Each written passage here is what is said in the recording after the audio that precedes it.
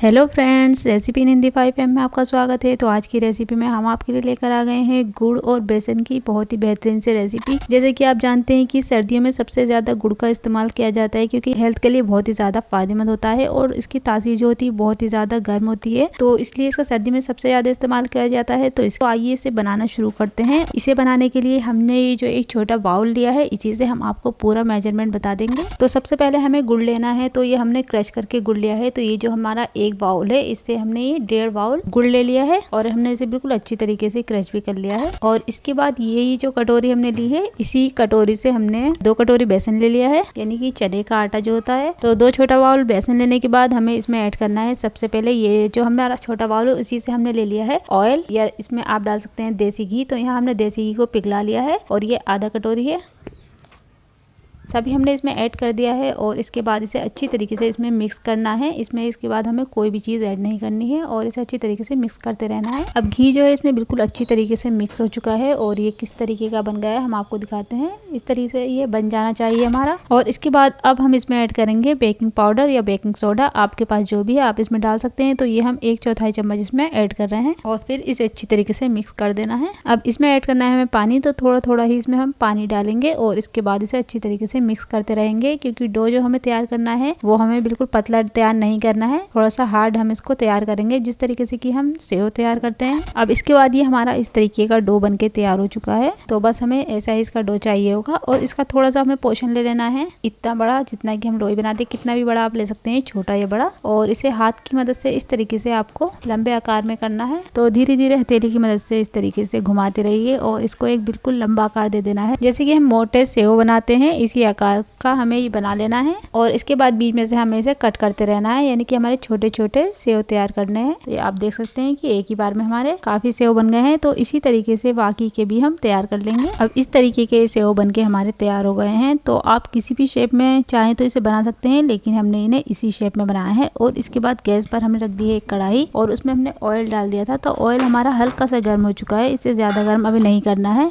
जब ये हल्का सा गर्म हो जाता है तब ये जो हमारे सेव हैं, तो इसे हम धीरे से इसमें डाल देंगे। और जब ये फ्राई होने लगते हैं तो ये खुद ब खुद ऊपर आ जाते हैं, यानी जब ये अंदर से हल्के से पकने लगते हैं तो ये खुद ब खुद आपके ऊपर आ जाएंगे। तब आप समझ सकते हैं कि ये हमारे पकने लगे हैं। और ये आप एक साथ भी डाल देंगे तो ये आपके चिपकेंगे नहीं, थोड़ी देर में खुद ब खुद अलग हो जाएंगे। आप हल्का सा इसमें तेल में चम्मच चला सकते हैं, जिससे ये खुद ब खुद अलग हो जाते हैं। तो आप देख सकते हैं कि हमारे सभी अलग हो चुके हैं। अब ये हमारे अंदर से भी अच्छी तरीके से जब फ्राई हो जाते हैं तो ये खुद ब खुद ऊपर आ जाते हैं। तो आप देख सकते हैं कि ऊपर आ चुके हैं, यानी कि ये बिल्कुल अच्छी तरीके से फ्राई हो गए हैं। अब आप चाहें तो गैस को थोड़ा तेज कर सकते हैं और इसके बाद इस पे एक हल्का सा कलर ला सकते हैं, या आप चाहें तो इसे ऐसे भी बाहर निकाल सकते हैं, लेकिन हम इस पे थोड़ा सा और कलर आ जाए इस तरीके से हम इसे सेक लेंगे।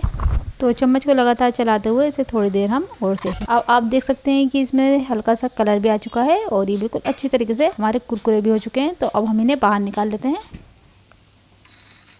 तो इसी तरीके से बाकी की जो हमारे सेव हैं इन्हें भी हम फ्राई कर लेंगे। सभी सेव को हमने फ्राई कर लिया है और ये अंदर से बिल्कुल इस तरीके से हमारे फ्राई होने चाहिए कि ये आप देख सकते हैं कि बिल्कुल अंदर तक से ये हमारे फ्राई हो चुके हैं। इसके बाद हमने जो गुड़ मेल्ट किया था, अब हम उसे एक बर्तन में कर लेंगे। तो यहाँ हमने 1.5 बाउल जो हमने छोटा वाला दिखाया था आपको, उसी से हमने 1.5 बाउल ले लिया है। अब इसके बाद हम इसमें 1 चम्मच पानी ऐड कर देंगे, ताकि जब हम इसे पकने के लिए रखेंगे तो ये बिल्कुल अच्छी तरीके से मेल्ट हो जाना चाहिए। और अगर हम इसमें पानी नहीं डालते तो ये थोड़ा सा जल जाता है।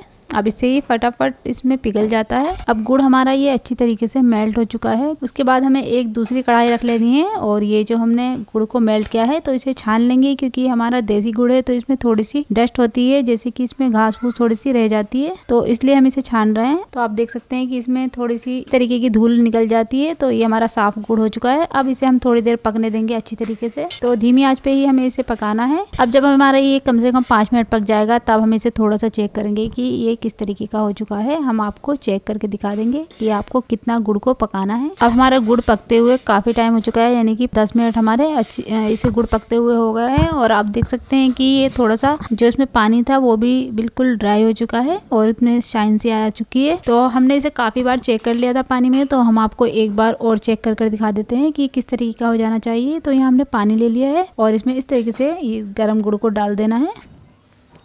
और फिर जब हम हाथ से उठाएंगे तो ये इस तरीके का टाइट हो जाना चाहिए, यानी कि जिस तरीके से हम चिक्की वगैरह बनाते हैं गुड़ की, तो उसी तरीके का ये हमारा हो जाना चाहिए। तो गुड़ हमारा बिल्कुल परफेक्ट हो चुका है। अब गैस को हम यहीं ऑफ कर देंगे या फिर आप इसे धीमा छोड़ सकते हैं ताकि ये हमारा गुड़ हल्का सा गुनगुना ही रहे। अब इसके बाद इसमें ऐड करना है हमें आधा चम्मच सौंफ। तो इसमें से अच्छी तरीके से मिक्स कर देना है और इसके बाद हमने जो ये सेव तैयार किए थे तो सभी सेव को हम इसमें डाल देंगे और अच्छी तरीके से इसे मिक्स करना है। पहले सभी हमें डाल देना है। अब हमें बिल्कुल इस तरीके से मिक्स करना है कि सभी सेव पर ये इसकी एक अच्छी सी लेयर आ जानी चाहिए।